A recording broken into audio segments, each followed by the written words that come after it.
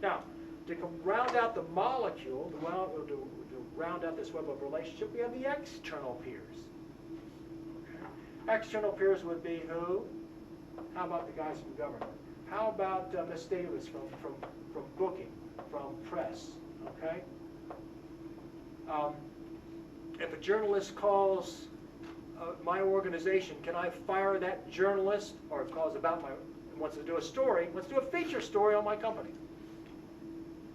Can I fire that journalist? No. Can that journalist make my life miserable? Yeah. Okay. So see Miss Davis, and she'll make sure that you get good press. All right. So we got government. We have government regulators. And I almost forgot those pesky customers of an external peer. You can see now we've got a molecule going around. Let's see if we have a molecule. And these are a web of relationships, and I want this molecule to support me. Okay? Now, let's just say that you do not have any direct reports. This is you. You're an individual contributor, and you don't have any staff. Okay? We've just taken away one of your electrons off your molecule, so that makes you an isotope. Let's just pray that you're stable. And you still have internal peers. You still have a boss. Now, my students know that, and I yell at them, that if you have a question for me, talk to your peers first, talk to student services, talk to somebody else before you talk to me. But talk to somebody else before you talk to me. Not that I'm not going to help you. I just want you to be able to work your internal peers, your external peers, to work your network of contacts and friends before you come bother me. And then after you've exhausted all other avenues of trying to get something done of a particular problem you're having with the college or payment or something, then you come see me. Okay? Now, here's how the molecule works. This is a picture of Ernest Hemingway taken in Milan, Italy, 1918. Ernest Hemingway was a journalist and a drunk. Don't be. I know I'm being redundant sometimes. No. But he is a perfectionist. He's a writer, and he writes as a writer. And he wrote a book called Farewell to Arms, and he talked about his experience, his wartime experience in Italy. And one of the things that he talked about was a lieutenant. El Tenente, he called him. And the lieutenant went on leave, went on vacation. And when the lieutenant left his unit, left his business unit, left his army position, his sergeants, the people that he left behind, did very well. The unit performed as good as or better than when the lieutenant was there. Okay. Now, in Farewell to Arms, the character in the book, the lieutenant, gets depressed because he thinks that the unit should have done worse in his absence, not better, or not as good as. He felt, the lieutenant, the boss, felt useless. He felt needed. He felt that he was dispensable. He thought he was indispensable. If you're indispensable, the unit would not be able to perform at all in my absence. You know, where the cat's away, the mice will play. Now, Ernest Hemingway is a brilliant writer. He's a perfectionist as a writer, but he doesn't know management. And if you read the popular literature or some popular textbooks, that's what you will get. You'll get the perspective of somebody that deals in perfection, which is that the manager must be contributing, is only effective when he's on the job. That's not true. Actually, the lieutenant should have been very pleased. And if he's working for a good boss, his boss's boss will be very pleased if the unit performed as good as or better in his absence, not when he was there. If a unit performs only when he is there, it might, the perfectionist analysis would say that he is indispensable, that only he can make things happen. And that is a lie. That particular boss, in that particular instance, where the unit only works right if the boss is there, has made himself indispensable, but if he's got a good boss, eventually, he might actually get fired, but he'll never get promoted. They're going to keep him right there because he's indispensable to that unit.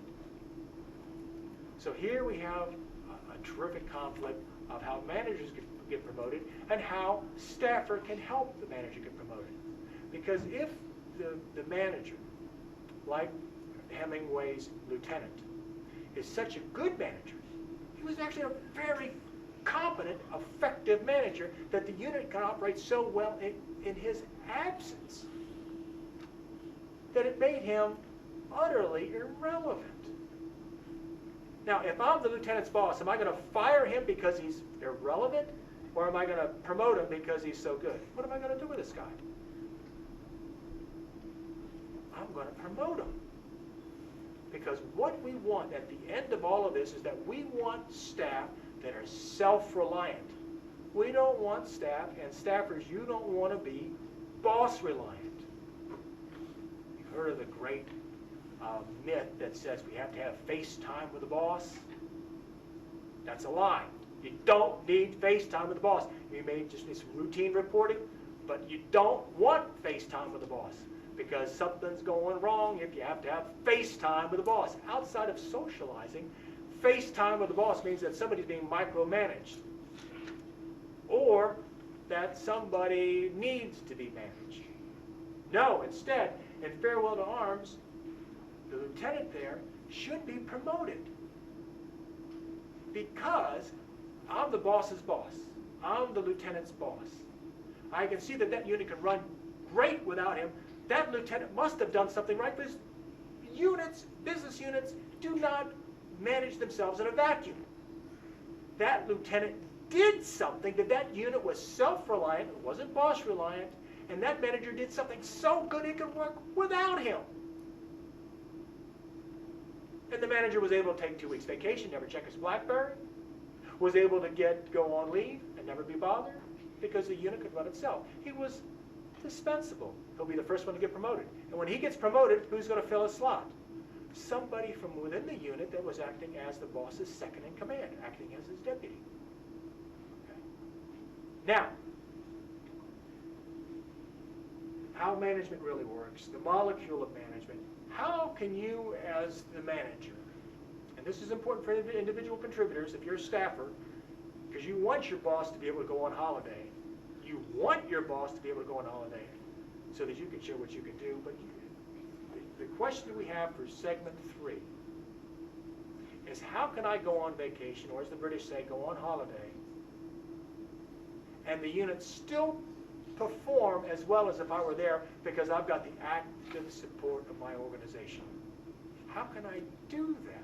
How do I develop those relationships? How do I train the staff that I can have people that will run the organization in my absence and that I can get promoted at the same time? Come on in. And that'll be in part 3. This is the end of part 2. Thank you.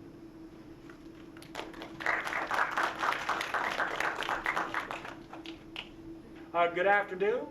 I want to welcome you to part 3 on the 1 Minute Manager Meets the Monkey. My name is Jack Yoest. I'm the adjunct professor of business and management here at the Northern Virginia Community College. I want to welcome you to segment 3 on the freedom scale here in the lecture hall, the auditorium, the new auditorium here at the Bisnorth building in Alexandria, Virginia.